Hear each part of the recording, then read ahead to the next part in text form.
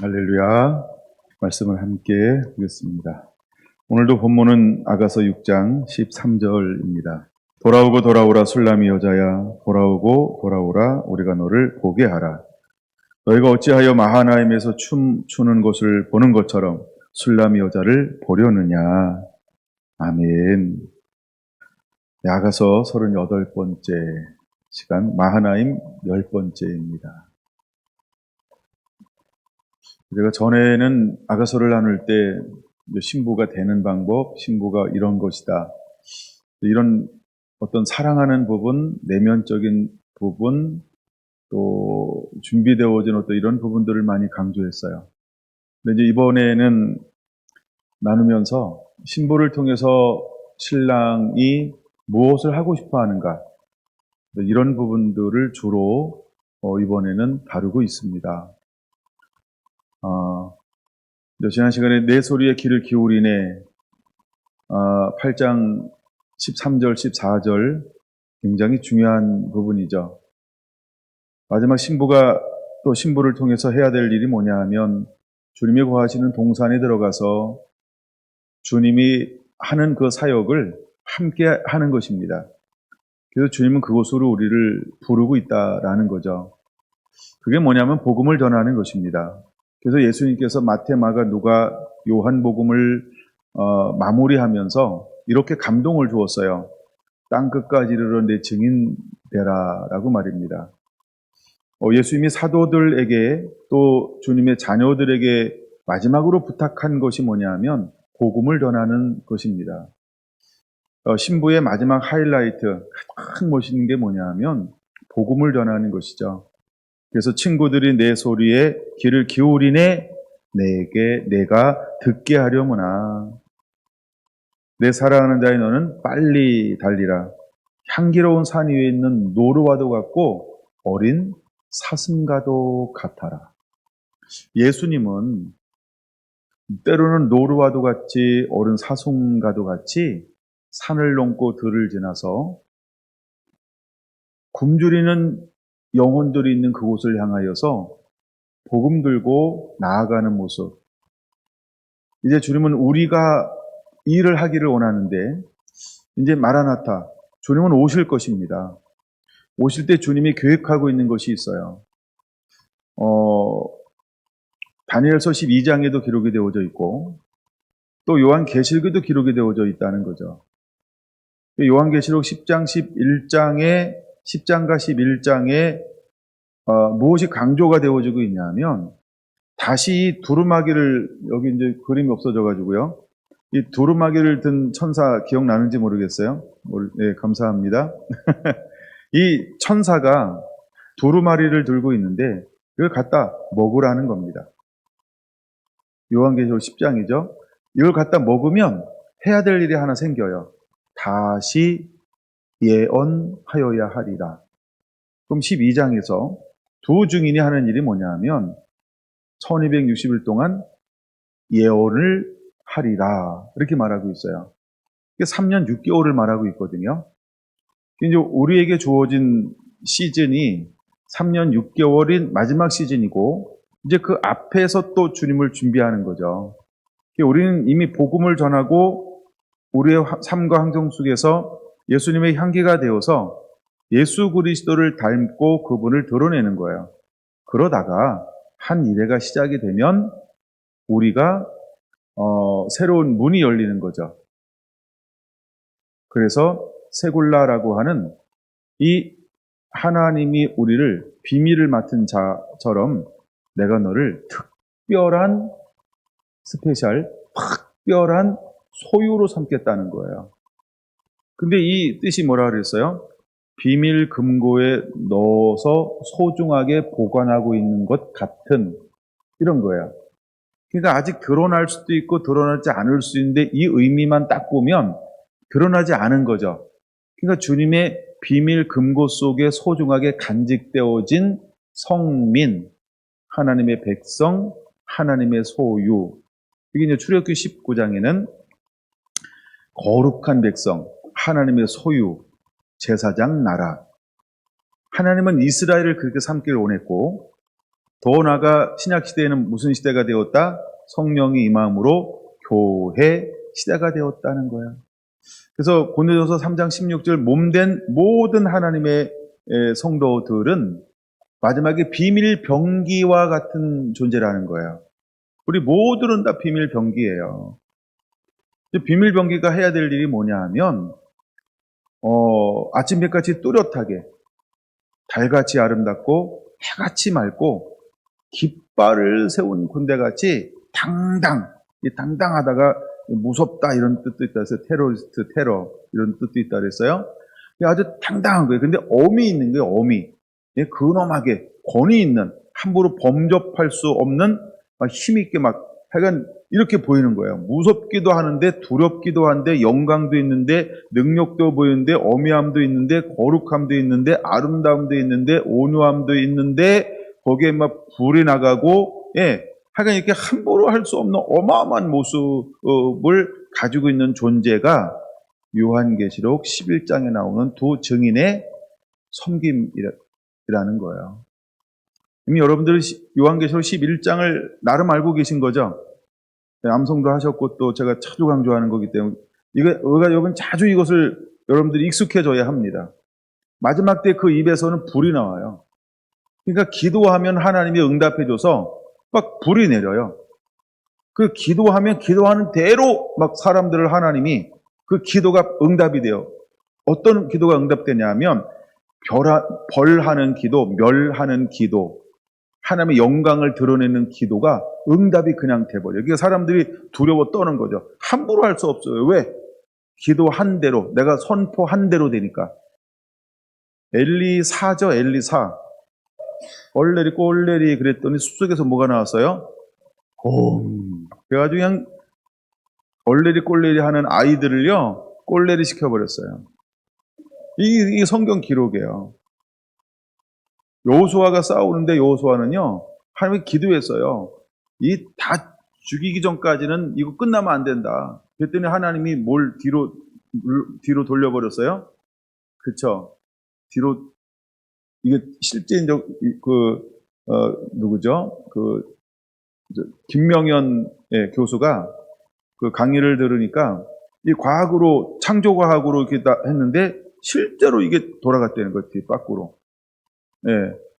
마지막에 두 증인에게는요, 비밀의 문이 열리면 어마어마한 권능과 능력이 그냥 이것이 그냥 자연스럽게 나타나게 될 거라는 거예요. 그러니까 어디에 설 수 있어요? 두 진영 가운데 설 수 있는 거예요. 그러면 두 진영 가운데 서기 위해서 이 사람에게 요구하는 게 있어요. 요구하는 게 있어요. 계속 제가 강조하고 있는 건데 요구하는 게 뭐냐면 거룩이에요. 거룩을 주님이 요구하는 거예요. 근데 거룩이 주님을 닮는 건데, 주님은 닮는 건데 그냥 말씀을 가지고 순종하는 거예요. 이게 닮는 거예요. 하나님이 예수님과 함께 하셨다 그랬어요. 그 이유가 뭐라 그랬어요? 하나님이 기뻐하는 일을 행함으로 혼자 두지 않았다는 거예요. 그리고 항상 함께 해주었어요. 요한복음 8장. 하나님이, 예수님도 하나님이 함께하는 이유. 우리가 이제 사도행전 10장 38절도 함께 하사라고 하는 거예요. 항상 함께하는 사람. 이 사람이 두 진영 가운데 설 수 있다는 거죠. 자, 오늘은 먼저 뭘로 시작하냐 하면, 한번 마지막에 예수님께서 누구를 보낼 것이냐 하면, 엘리야의 심령과 능력을 가져서 크고 두려운 날이 이르기 전에 돌이키는 걸 하게 될 거라는 거예요. 돌이키는 것. 물론 제가 이제 우리 아버지 얘기는 안 했지만 우리 아버지를 좀 빗대어서 한번 이렇게 또 우리 집안 얘기, 또 저와 아버지 관계, 또 우리 형제들과 아버지의 관계, 이 돌이키는 게 무엇인가, 어떤 이런 걸 좀 생각하면서 말씀을 오전에 한번 해봤고요. 오후에는 누굴 중심으로 한번 나눠볼 거냐 하면 예수님 이야기를 좀 해보려고 합니다. 예수님이 이 땅 가운데 오시는데 어떻게 오시냐는 거예요. 마태복음으로 볼까요? 마태복음이 좋으니까요. 마태복음 2장 2절 한번 보겠습니다. 마태복음 2장 2절. 유대인의 왕으로 나신 이가 어디 있느냐? 예수님께서 이 땅에 오시는데 어떤 모습으로 와요? 왕으로 오는 거예요, 왕. 근데 왕으로 오는데 가마 타고 오는 것도 아니고 나팔 불면서 오는 것도 아니고 왕궁에서 나는 것도 아니고 하여간 뭐 개선장군처럼 뭐 이렇게 행진하는 것도 아니고 예수님께서 왕으로 오는데 어떻게 오시냐 하면 가장 낮은 곳, 우리가 말구유라고 표현하죠. 가장 낮은 곳에 예수님은 오셨다라는 거예요. 마태복음 2장 2절. 유대인이 왕으로 나신 이가 어디 있느냐? 우리가 동방에서 그 별을 보고 그에게 경배하러 왔노라 라고 말합니다. 두 가지 측면이 있어요. 하나는 1장 21절에서 23절에 말하고 있는 것처럼 예수라는 이름을 가지고 올 거예요. 하나님은 그 안에 뭘 담아놨어요? 하나님의 비밀한 계획을 담아놨어요.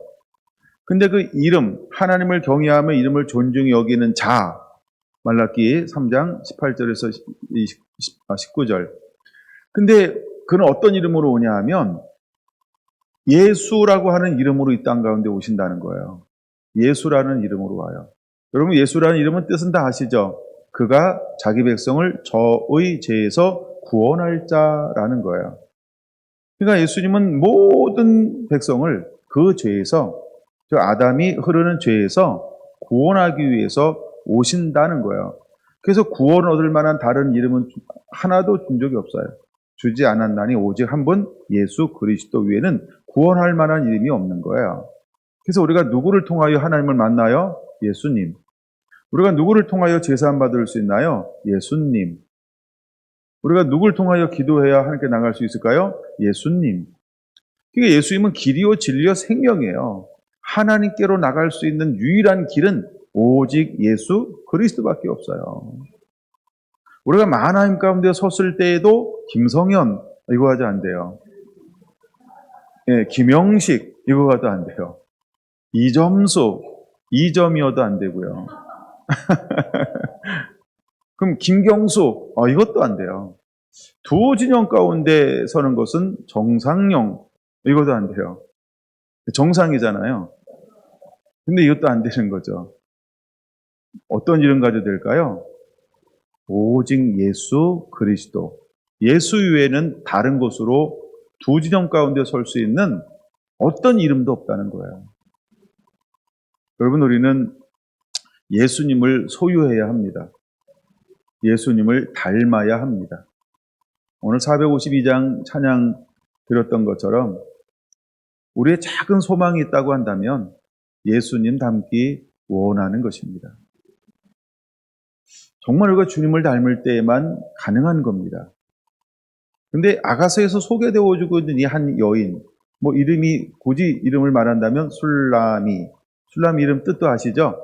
사랑하는 자라는 거예요. 근데 이 가운데 서기 위해서는 누구의 이름으로 이 가운데 설 수 있을까? 하나밖에 없다는 거예요. 예수님, 지저스, 예수와. 그 이름 위에는 어떤 곳으로도 이 두 진영 가운데 설 수가 없다는 거예요. 그래서 하나님은 우리를 사랑하셔서 독생자 예수 그리스도를 보내어 주는데 그게 하나 이름을 줬다는 거예요. 그래서 우리는 이제는 그 이름을 뭐 하는 자가 되어야 될까? 존중히 여기는 자가 돼야 돼요.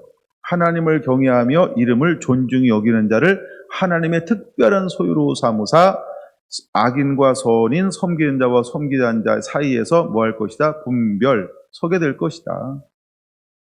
그래서 그는 예수라는 이름을 가지고 이 땅에 오신 거예요. 근데 그분이 또 하나 이름을 가지고 있다는 거죠. 23절, 또 하나 이름이 있어요. 임마누엘. 그래서 어떤 분은 성이 임씨는 마누엘, 이렇게 또 이름을 짓는 분도 있더라고요.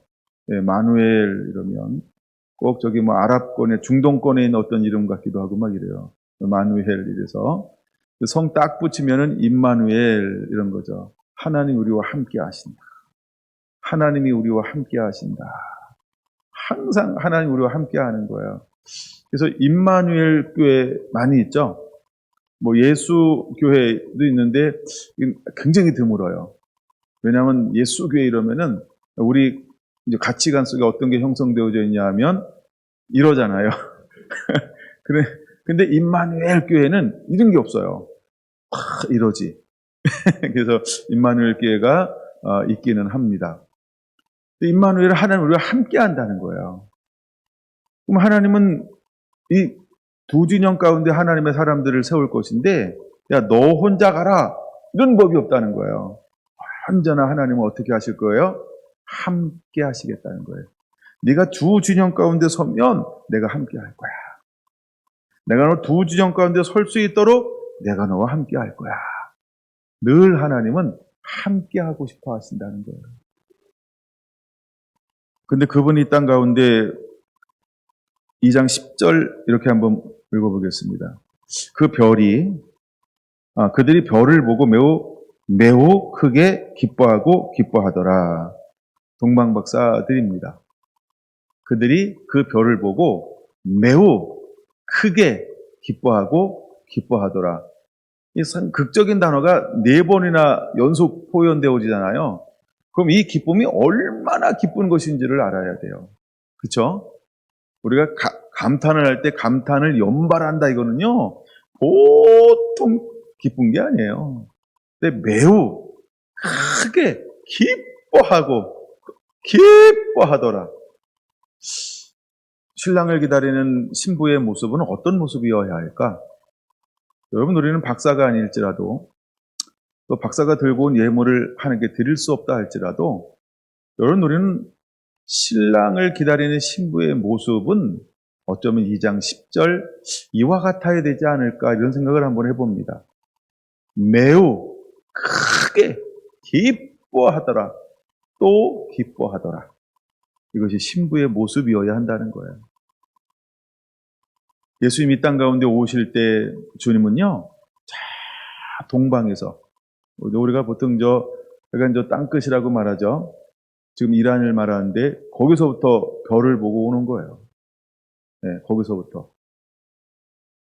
근데 그들이 그 한 별을 보고요, 자기의 전부를 포기하고 내려놓고 그분을 경배하기 위해서 가장 좋은 예물을 준비하고 달려오고 있다는 거야.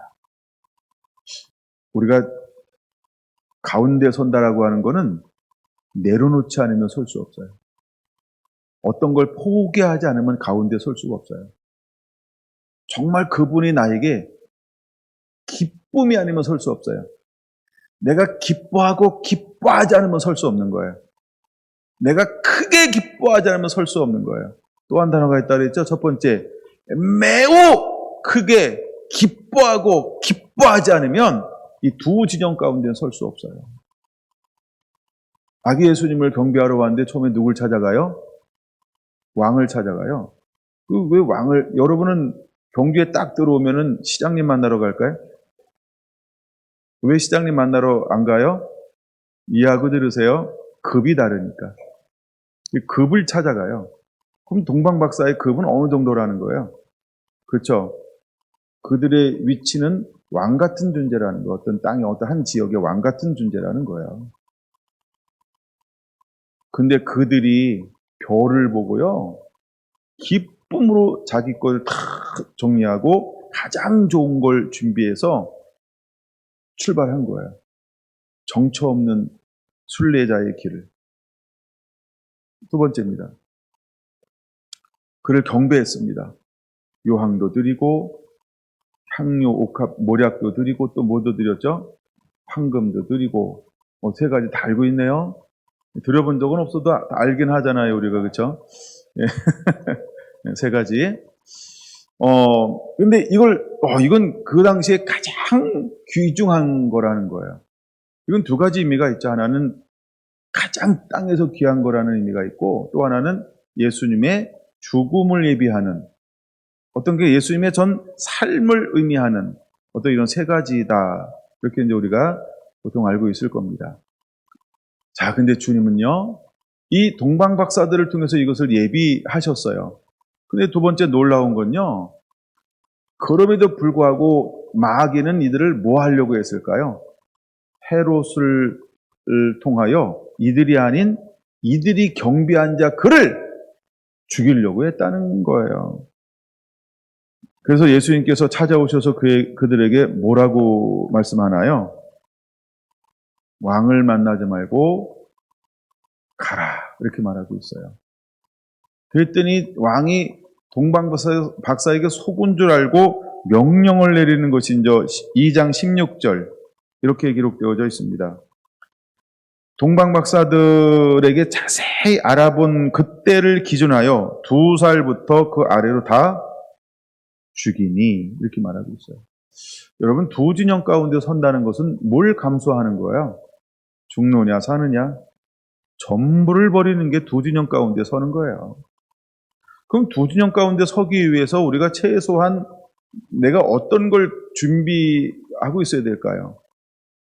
그래서 10절이 굉장히 중요한 단어라고 그런 거예요. 매우 크게 기뻐하고 기뻐하더라. 우리가 정말 우리 안에 그분을 향한 확신, 그분을 향한 믿음, 그분을 향한 사랑이 없으면 동방박사처럼 이 두 진영 가운데 달려올 수가 없다는 거예요. 여러분, 이 두 진영 가운데는 누구만 설 수 있냐? 온전히 사랑할 줄 아는 사람만이 설 수 있다는 거예요. 사랑할 줄 아는 사람. 이제 우리가 아가서를 마무리하면서 우리들 안에 이런 은혜들이 임하게 되기 원합니다. 물론 이번 주 2번 더 나눌 거지만 이제 아가서를 마무리하면서 우리 안에 정말 이루어져야 할 게 뭘까? 예수님을 향한, 신랑을 향한, 또 이웃을 향한 한없는 끝없는 흔들리지 않는, 변색되지 않는 사랑이라는 거예요. 그 마음이요. 이 마음, 그 무엇도 좌지우지할 수 없는 한결같은 그 마음, 흔들리지 않는 마음, 변색되지 않는 마음, 찐했다 약해졌다 해서 사랑을 딴 사람이 뭐랄까 이렇게 확신할 수 없는 그런 사랑이 아닌 변함이 없는 그 사랑을 소유한 사람, 이 사람을 하나님은 찾고 있다는 것입니다. 우리 안에 그런 은혜들이 임하게 되기를 원합니다. 4장 1절로 크게 이제 세 번째, 예수님께서 이 땅에 오셔서 자기 자신을 드러냈습니다. 3장에서 세례를 받고, 그게 세 번째 4장 1절에서 11절 보면은 마귀가, 그렇죠? 성령에 이끌려 갔는데 누가 찾아왔어요? 마귀가 뭐 하러 왔어요? 시험을 한다는 거예요. 그럼 우리가 만하임 가운데 서기 전에 또 만하임 가운데 서기 위해서 우리는 뭘 통과하는 자가 되어야 할까요? 마귀의 시험이요. 많은 사람들을 마귀가 시험했죠. 많은 사람들을 마귀가 시험하죠. 그리고 이제 성경에 나온 대로만 하면 생각나는 사람이 누굴까요? 마귀가 시험한 사람. 모든 인간은 다 시험합니다. 그렇죠? 이게 이제 기본이에요. 근데 다윗도 시험해요, 마귀가. 사탄이 충동하여. 그렇죠?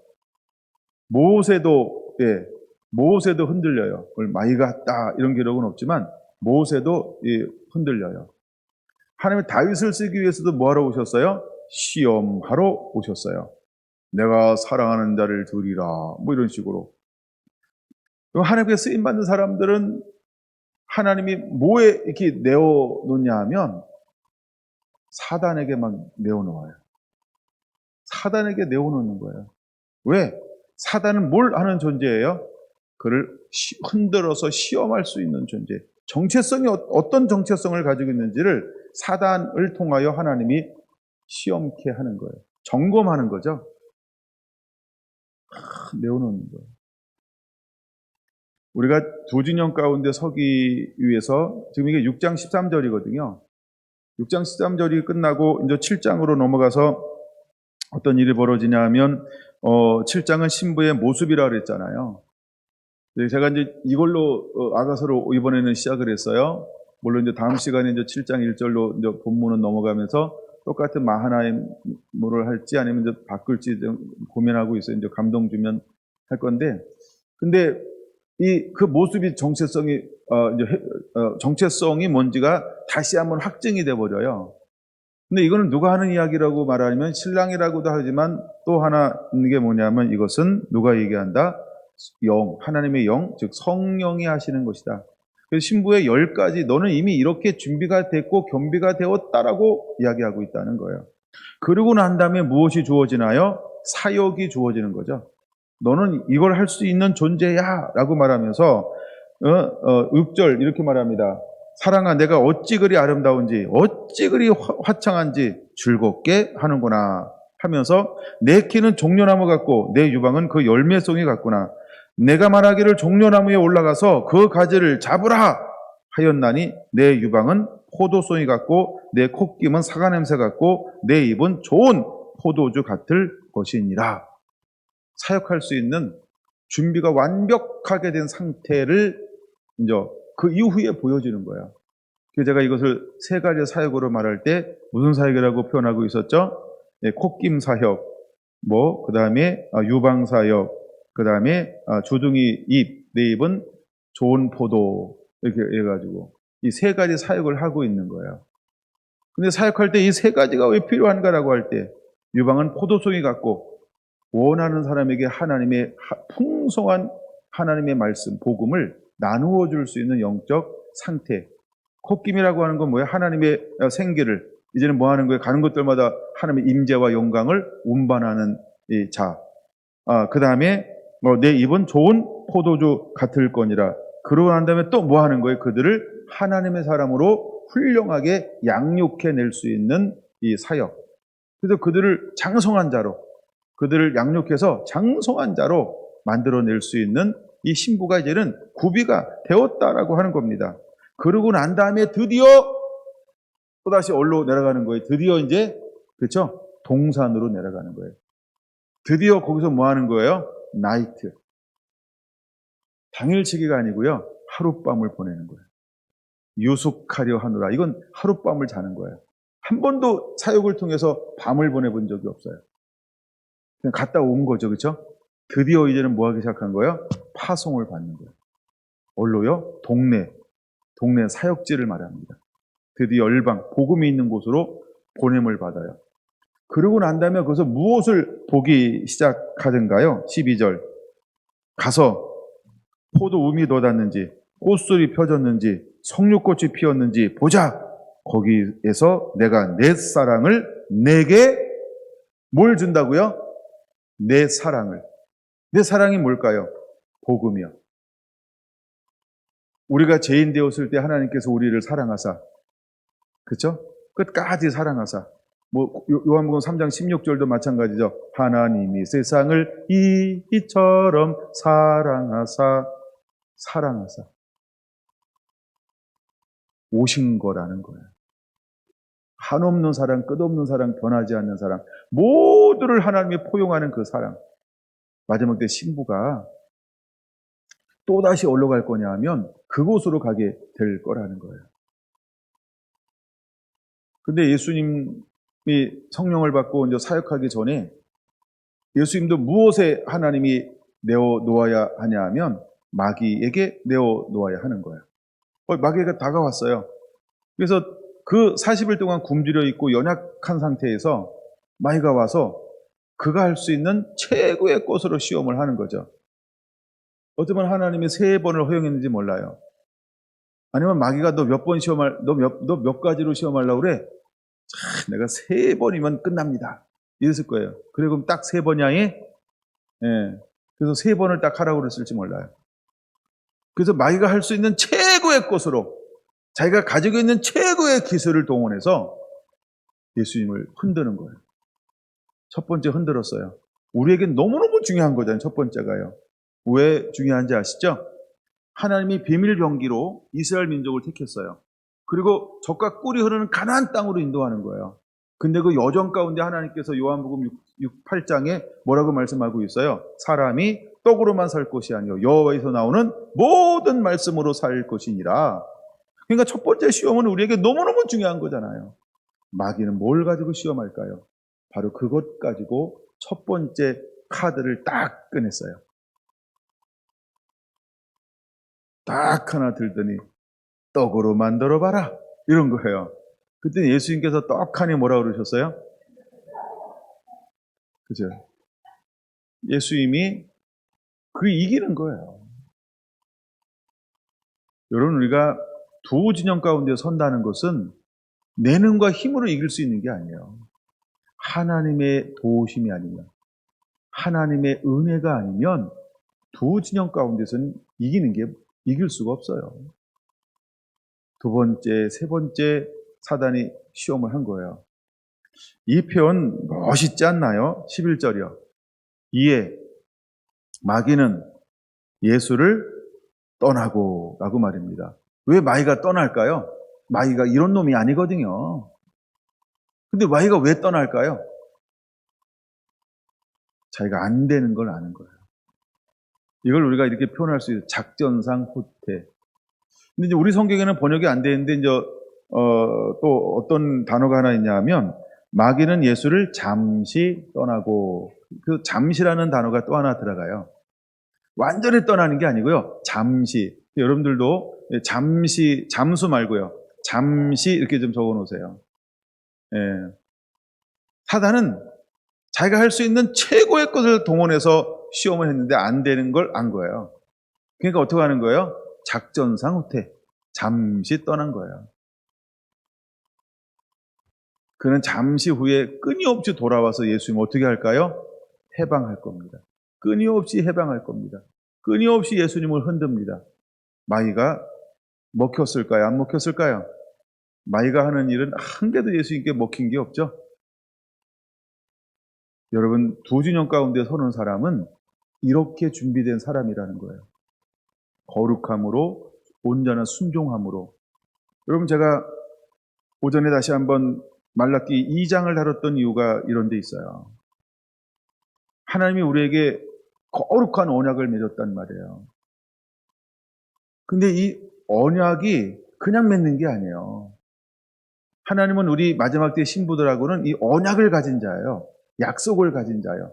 하나님의 말씀을 가진 자예요. 이걸 우리가 천국의 비밀이라고 말하는 거예요. 공개된 것, 공개되지 않은 것. 이것 가지고 하나님은 이 두 진영 가운데 서서 어둠의 세력들을 초토화시키기 시작하는 거예요. 그 속에 숨어져 있는 영혼들을 찾아내기 시작할 거예요. 자, 그래서 7장에서 포도원으로 내려갔어요.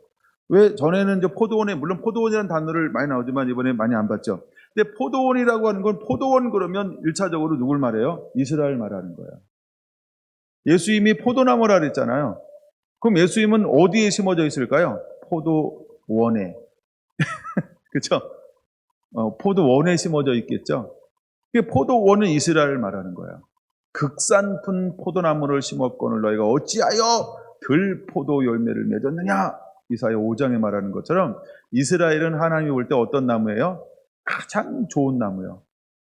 근데 그들이 불순종하고 하나님을 멸시하고 하나님을 원망하고 또 하나님을 불신하고 거역하면서 어떤 나무가 됐어요? 네, 들포도요. 자, 우리가 집도 살면 건강한데요. 10년만 사람이 안 살면 이 벽이 어떻게 돼요?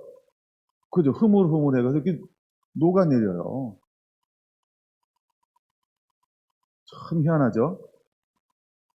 그러니까 이 사람의 정치가 있는 게 굉장히 이게 멋있는 거예요. 여러분, 우리 함께 이렇게 부닥이면서 살아야 되는 거죠. 자, 우리의 정체성을 알아야 돼요, 여러분.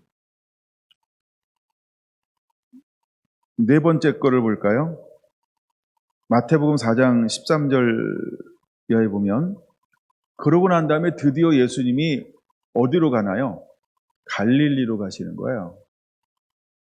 근데 갈릴리로 가는데 마태복음 4장 13절, 나사렛을 떠나 어디로 갔어요? 12절, 그리고 갈릴리로 물러가셨다가 나사렛을 떠나 스불론, 납달리 지경 해변에 있는 가버나움이 갈릴리예요. 자, 가버나움에 가서 사시니라고 말합니다. 그럼 그가 어느 땅으로 가서 첫 번째 사역을 시작하는 거예요? 15절, 16절.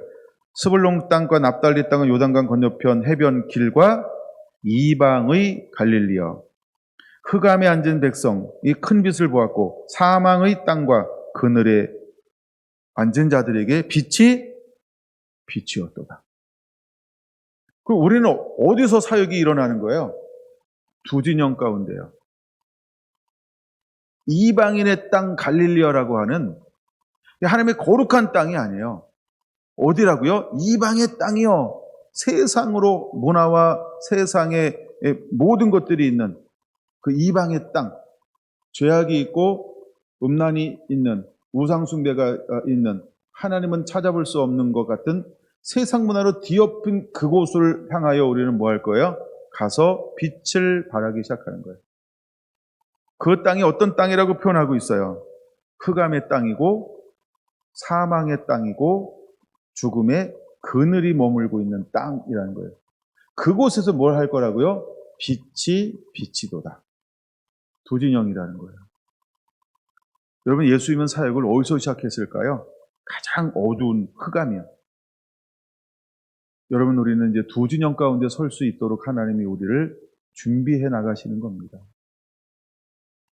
그래서 우리의 시작은요, 내게 입 맞추기 원하니 하나님의 말씀으로 와서 인을 치는 거예요.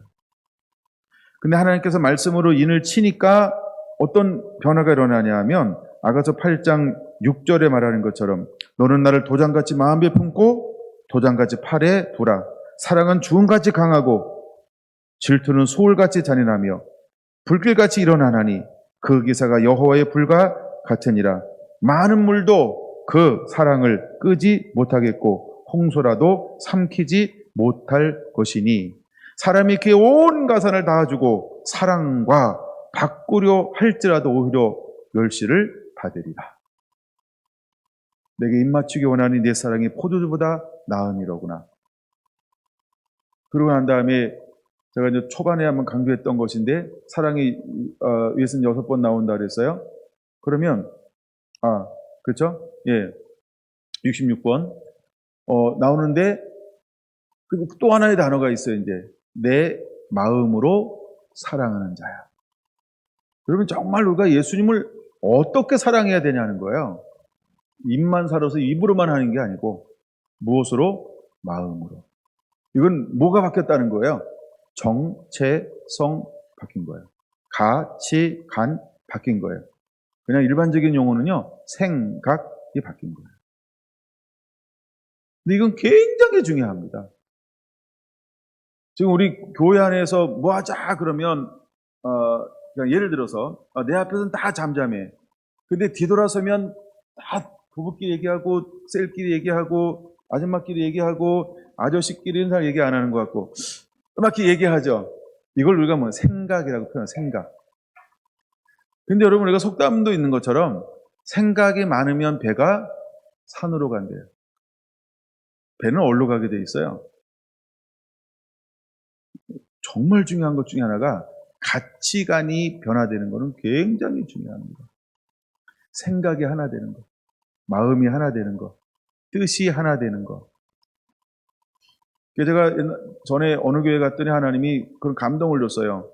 재생산의 위험성에 대해서 가르쳐줬어요. 재생산하지 말라는 거예요. 재생산. 뭘 한마디 하면 자꾸 말을 만들어. 거기 말띠가 많은가 봐요. 말띠가 제일 크게 제일 웃으시네요.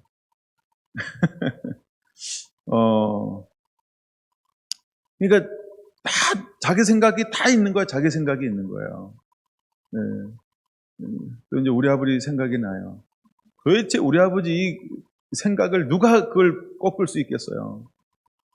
그냥 본인 의지가 참 있어가지고요. 그 의지대로 막 하는 거예요.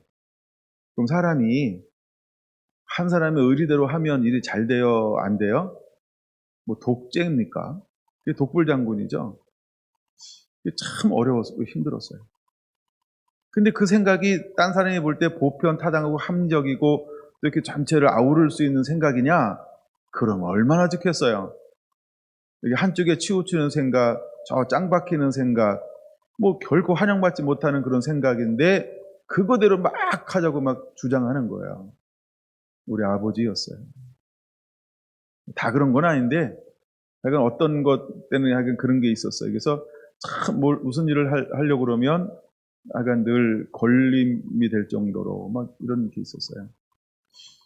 또 이제 오늘 약간 섞입니다. 예, 이제 저희 아버지가 칠형제였는데 이제 우리 막내 부모만 남으셨어요. 83. 근데 이제 우리 애를 앉혀놓고 내가 마지막 소혼이다라고 소원을 한 말씀 하시더라고요. 예, 할아버지 묘를 다시 이렇게 이제 폐묘해서 옮겼으면 좋겠다. 이걸 누가 반대했을까요? 예, 올 아빠. 몇 번 말씀을 했는데 우리 아버지가 노했다는 거예요. 아버지가 살아계셨으니까 그때까지는 아버지가 최고의 권력자였고 결정권자였어요. 자, 이제 돌아가셨어요. 권력이 어디로 이양됐을까요? 그쵸? 첫 번째 소원을 말씀하시는 거예요. 그렇게 했으면 좋겠다. 내가 돈을 다 대마. 흥수야, 큰형 이름이에요. 내가 좀 해줄 수 있겠니? 이야, 권력 무상인가, 인생 무상인가요? 하여간 요런 일들이 이제 몇 개 있는 거죠. 가치관이라고 하는 건 이렇게 중요합니다. 생각이라고 하는 건 이렇게 중요합니다. 여러분, 왜 제가 민원 청구를 잘해준다고 생각하세요? 반대 급부가 있는 거죠. 네, 저는 이제 형제들 중에서 가장 좀 부드러워요. 좀 따뜻하고, 근데 속에 지랄 맞은 것도 있어요. 왜냐하면 그 환경에서 자라났어요. 그걸 늘 보고 듣고, 보고 들은 것은 먹는 거죠. 그럼 보고 들어서 먹었어요. 먹으면 어떻게 하게 돼 있죠? 나오게 되어져 있습니다. 똥으로 나오든 이걸로 나오든 하여간 나오게 돼 있어요. 제가 참 그랑 싸우려고 엄청 노력을 했는데 어떤 건 안 되는 게 있는 거예요. 네. 여러분, 가치관의 변화가 일어나는 것은 얼마나 중요한지 몰라요. 근데 예수님은 첫 사역을 어디로 가셨어요? 갈릴리로 가신 거예요. 어둠이 있는 그곳이요. 사망이 있는 그곳이요. 죽음이 있는 그곳으로 간 거예요. 이스라엘 문화가 있는 곳이 아니고요. 이방인의 문화가 관영 한 곳으로 간 거예요. 이게 양진영, 두진영이라는 의미예요. 이제 여러분들이 신부로 정체성이 딱 일어나면 어디로 제일 먼저 파송할까요? 그쵸? 그것으로 파송할 거예요. 선이 있고 악이 있는 그곳, 하나님을 섬기가 있고 섬기지 않는 그곳이요. 그곳으로 파송할 거예요. 준비됐나요? 이제 아가서 이 정도 나왔으면 준비 좀 돼야 되는데요.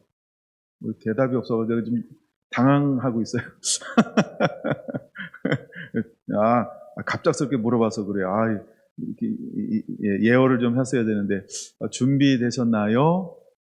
이거 봐요. 예어를 해야 돼요. 여러분, 준비하고 있어야 됩니다. 주님은 여기에 세울 사람을 찾는 거예요. 우리는 여기에 세움을 입을 수 있는 자가 돼야 돼요. 그게 소망입니다. 저는 이 말씀의 은혜가 마음속에 이렇게 딱 부닥치면서부터 이 마태복음 4장 15절 16절 너무너무 소중한 말씀이 되었어요. 아하, 예수님도 사역을 여기서 시작했구나. 환영받는 곳이 아니고요. 예, 아무도 환영해주는 사람이 없는 그곳이요. 근데 잘 보세요, 여러분. 그 속에 누가 있다고요? 그 속에 뭐가 있다고요? 18절에서 23절 볼 건데요. 순이 있고요. 꽃이 있고요. 꽃술이 있고요. 움이 있어요. 그럼 순은 누굴까요? 18절부터 이름이 누가 소개가 되어지고 있나? 베드로네, 베드로. 그럼 베드로를 순이라고 봅시다. 안드레, 그 다음에 또 누구죠? 야고보, 꽃술, 또 요한. 그쵸? 꽃. 이 사람들을 말하는 거예요. 그 갈릴리 이방의 문화 가운데서 가장 혼잡한 문화, 예? 그 속에서 누가 움을 가지고 있어요? 누가 믿음으로 살려고 힘쓰게 했었어요? 누가 말씀으로 살려고 힘쓰고 했었어요? 베드로가요. 안드레가요. 야고보가요. 요한이요. 그 이방 문화 가운데서 흑암인 흑암. 너무 어두워도 그렇게 어두워요, 우리 동네가. 아니, 뭐, 경주나 대구나 뭐, 거기서 거기지 뭐. 영적으로 말하면, 그쵸? 아니, 경상북도 뭐, 거기서 거기고, 대한민국이요? 정말 샤머니즘 너무 우리 문화 가운데 너무 많이 깔려 있어요. 못된 것들 한국 문화 가운데 얼마나 많이 있는지 몰라요. 정말 한국만이 가지고 있는 독특한 문화. 동양이 다 버린 문화인데 한국만 끌어안고 있는 문화가 있어요. 이제 이 방송되니까 그 얘기는 할 수 없지만 하여간 그런 문화가 다 아시죠? 예. 이런 게 한국에 흐르고 있어요, 여러분. 근데 거기에 누가 있다고요? 베드로가 있고요. 안드레가 있고요. 또 누구죠? 야고보가 있고요. 또 요한이 있대요. 그 사람들을 우리가 뭐라고 표현한다고요? 하여간 4개 다 되면 돼요. 순선 들려도. 있다는 거예요. 저는 사도행전을 읽다가 10장이에요. 사도행전 10장 읽다가 깜짝 놀랄 만한 단어를 하나 발견한 거예요. 베드로가 어떻게 삶을 살았는지를 보여주는 단어가 난 14절이라고 봐요. 베드로가 이르되 주여 그럴 수 없나이다. 속되고 깨끗하지 아니한 것을 내가 결코 먹지 않으리다. 베드로는요, 어부처럼이 아니고 어부로 살았어요.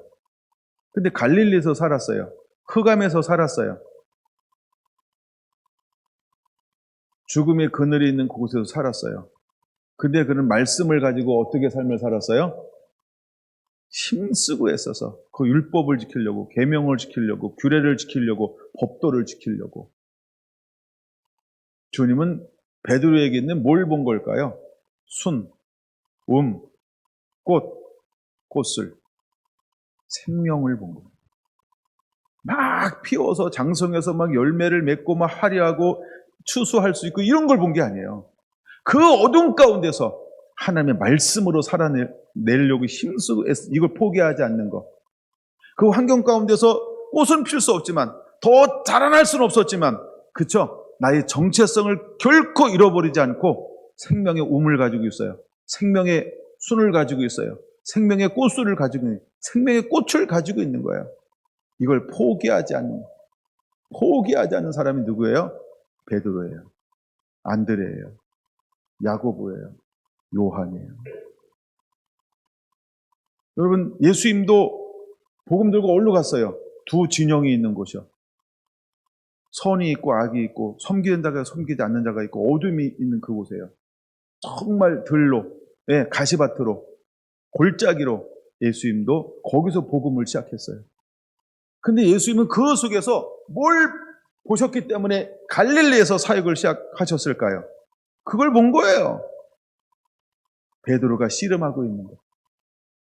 안드레가 세례 요한 쫓아다니면서 씨름하고 있는 거. 야고보가 요한이 세례 요한 쫓아다니면서 준비가 되어져 가고 있는 거. 야고보가 그 속에서 말씀대로 살아내고 있는 것. 근데 원체 그 환경이 너무너무 흑암이고 탁하고 어두워서 피어나면 죽으니까, 피어나면 다치니까 속에는 다 생명의 가능성이 있는데 아직 드러내지 않은 그 꽃술 이걸 가지고 씨름하며 살아가고 있는 그 사람들을 본 거예요. 왜 예수님은 다른 마을에서 제자를 부르지 아니하고 갈릴리에서 제자를 부르셨을까요? 그렇죠? 그곳에 청결하게 속이 다듬어지고 속에 하나님의 갈망으로 가득 채워져 있고 그 안에 하나님을 향한 목마름을 가지고 있고 싸워서 이길 수 있는 정말 그 환경에만 되면 마음껏 꽃피고 이제 자라나서 어마어마한 열매를 맺을 수 있는 가능성을 다 가지고 있는데 뭘 못 만난 거예요? 봄이 오지 않았나 보다. 아직 봄이 오지 않은 거예요. 계절만 바뀌면 너무너무 아름다운 열매를 그 누구보다도 맺을 수 있는 사람들을 본 거예요. 여러분, 우리가 두 진영 가운데 선다는 것은 이런 거예요. 여러분, 두 진영 가운데 우리는 서야 할 줄로 믿습니다. 마태복음 10장에 보면요. 몇 번째예요, 이제? 6번째예요. 하나, 둘, 셋, 넷을 안 했군요, 또. 네. 예. 6번째. 예수님은 어디로 보냄을 받았을까? 마태복음 10장 5절에서 7절. 예수님은 어디로 보냄을 받았을까요? 이스라엘의 잃어버린 자 위에는 보냄을 받지 아니했다. 이렇게 말씀하고 있어요. 예수님께서 어디로 보냄을 받았다고요? 그렇죠? 이스라엘의 잃어버린 자에게 보냄을 받은 거예요. 그때 제자들을 파송하면서 어디로 가라고 이야기하고 있나요? 마태복음 10장 5절, 6절, 7절 먼저 보는 겁니다. 예수님은 제자들을 파송하면서 어디로 파송하고 있어요? 그렇죠? 차라리 이스라엘의 잃어버린 자에게로 가라 이렇게 말씀하고 있어요. 네, 그 정도 접어두고 15장 24절을 바로 볼까요? 15장 24절. 한 여인이 이제 예수님께 나왔어요. 그랬더니 막 했더니 예수님께서 뭐라고 24절에 말하고 있을까요? 빨간 글씨 시작. 나는 이스라엘 집의 잃어버린 양 위에는 다른 데로 보냄을 받지 아니하였노라. 예수님 지금 이스라엘 가운데 뭘 보고 있는 거예요? 지금 이스라엘이 어떤 상태인지 배경이 있는 거잖아요. 말라기 때 흑암에 말라기부터 영적 흑암이 예수님까지 이어지고 있는 거죠. 그러니까 이스라엘 지금 어떤 상태예요? 영적 흑암이요. 이가 봇 영각이 떠났어요. 그렇죠? 외식하는 자 종교의 영들로 득실득실 거리는 거예요. 예, 다 형식이에요. 너무나 많은 것들이 형식이에요. 그래서 그들은 실제로 막 말로는요, 이러고 있는 거예요. 뭔지 이해되셨어요? 뭘 기다리는 것처럼 보이지 않아요? 네, 뭘 기다리는 거예요? 메시아. 메시아를 딱 기다려요. 근데 메시아가 왔어요. 헤롯을 통해서 다 들었잖아요. 근데 그 대장, 서기관, 사내들의 공의원들 누구 하나 예수님을 맞으러 간 사람이 있나요? 그럼 이 사람들 말로는 기다렸는데 진짜는 기다린 거예요? 안 기다린 거예요? 진짜는 아니다, 가짜예요. 이게 종교의 영이에요. 형식주의 회의주의예요. 우리가 10년 기다렸는데 안 오더라. 20년 기다렸는데 안 오더라. 야, 우리 할아버지 때부터 기다렸어. 안 와. 이들이 그러고 있는 거예요. 회의주의자. 되게 굉장히 무서운 게 회의주의자입니다, 여러분. 근데 이 이야기를 누구한테 하고 있는 거예요, 지금요? 이방 여자요. 그 여인이 막 와서 간구하는 거예요. 내 아들 살려달라고.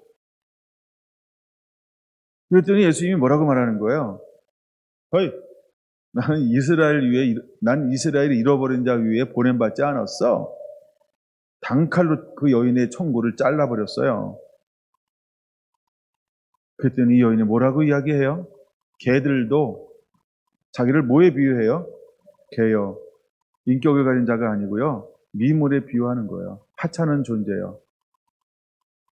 그러니까 이스라엘 사람들이 보면 이방인들은 개와 같은 사람, 이렇게 취급을 받는다, 이런 의미도 있어요. 사람 같지 않은 거죠. 인격이 없는 거죠. 자기를 이렇게 낮춘 거죠. 개들도 주인의 상에서 떨어지는 부스러기를 먹나이다. 여러분, 이렇게 고백할 수 있을까요? 이렇게 고백할 수 있을까요? 그랬더니 예수님께서 그 여인에게 선포하고 있는 것입니다. 뭐라고요? 네, 옳다. 여자여, 내 믿음이 크도다. 내 소원대로 되리라. 그럼 이제 우리는 어디로 가야 할까요? 잃어버린 그 여인에게로 가는 거예요. 여러분, 우리는 그곳으로 가는 거예요. 그게 두 진영이라는 거예요. 누가복음 19장으로 가보겠습니다. 예수님께 지금 어디를 걷고 있을까요? 여리고라고 하는 마을을 걷고 있어요. 근데 이 사람이 어떤 직업을 가지고 있어요? 세리. 그 당시 세리는 뭘로 취급하던 시대인가요? 그냥 죄인 취급하는 거예요. 그 사람 같지 않은 거예요. 개만도 못한 사람이 세리예요. 누가복음 19장입니다. 근데 한 사람이, 물론 이 사람은 이제 유대인입니다. 근데 직업이 개만도 못한 이 죄인의 직업에 죄인의 개수라고 생각할 수 있는 아주 뭐 취급, 우리 공동체에서 일원으로 취급하지 않는 직업을 가지고 있어요. 근데 예수님께서 누구를 향하여 찾아가고 있나요? 그 사람에게 찾아가요. 그러면 보세요. 아까 그 여인 속에는 뭐가 있는 거예요? 순, 꽃술, 꽃이 있는 거예요. 그럼 삭개오 안에는 뭐가 있을까요? 남들은 못 보는데 예수님은 그 사람에게 뭘 보고 있는 거예요? 순을 보는 거예요. 움을 보고 있는 거예요. 꽃술을 보고 있고 꽃을 보는 거예요. 하나님을 향하여 어떻게 생각하고 있냐, 뭘 품고 있냐를 보는 거예요. 뭘 품고 있는가. 뭘 품고 있는데 이것이 아직 그 사회적으로 뭐 하는 거예요? 아직 이것이 쭉 자라면 땡강, 잘려. 그러니까 아직은 바깥으로 드러낼 수 없지만 그 안에 기회만 되면, 때가 되면 뭐 하려고 준비하고 있는 거예요? 나의 정체성을 드러내고야 말리라. 늘 이런 소망을 가지고 존재하는 사람들이 있다는 거예요. 여러분, 일어나야 합니다. 주님은 마하나임에 설 사람을 찾고 있는 거예요. 마하나임에서 춤출 사람을 찾고 있는 거예요. 이제 우리는 복음 들고 땅끝까지 가는 거야. 그 속에 어떤 사람이 있으니까 누군가 그 복음 전도자가 오기를 기다리고 있는 사람들이 있다는 거예요. 그 안에 갈망을 가지고, 예수님을 향한 갈망, 영원한 천국을 향한 갈망을 가지고 기다리는 사람이 있다는 거예요. 안집사님, 산에 올라가면 그런 갈급한 사람들 만나잖아요. 한집사님은 산에 올라갈 때 갈망을 가지고 올라가는 거예요. 인삼을 보리라, 산삼을 보리라, 이런 갈망. 그래서 나의 사랑하는 여인에게 먹이고야 말리라, 이런 거. 막 갈망이요, 그쵸? 그 소원이 있는 거예요, 소원.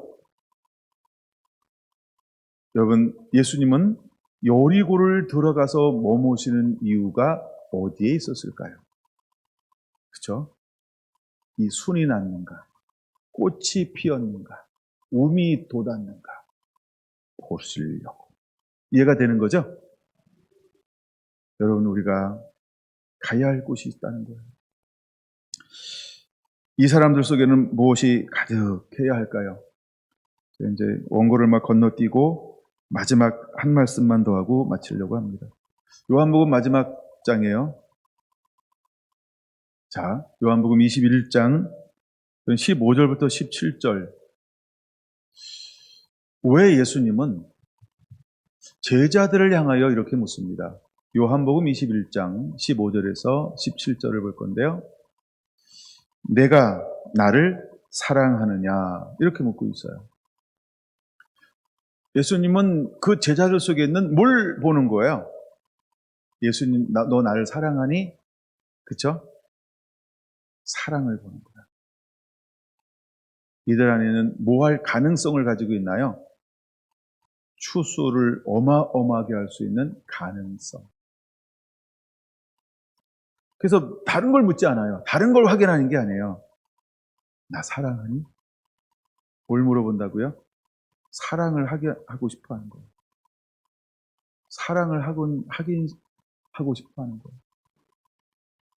여러분, 우리가 아내에게 뭘 보고 싶은 거예요?